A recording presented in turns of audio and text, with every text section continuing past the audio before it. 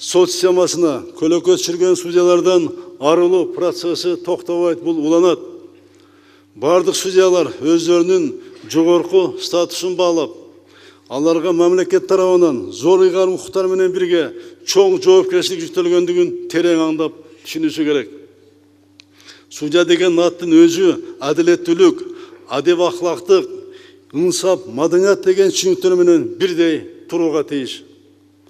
Мына ошол түшүнүктөн тайган адамга сот системасында орун жок.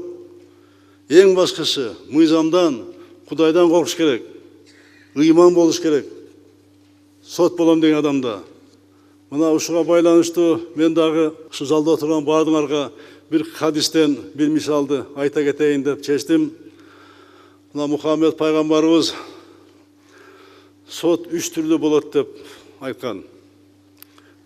Экөө тозокто, бири бейиште деп. Бейиштеги бул акыйкаттыкты билип, чындык менен өкүм чыгарган ал бейиште. Ал эми маселени билбей туруп өкүм чыгарган, же акыйкатты билип туруп туура эмес өкүм чыгарган соттор бул тозокто деп айткан.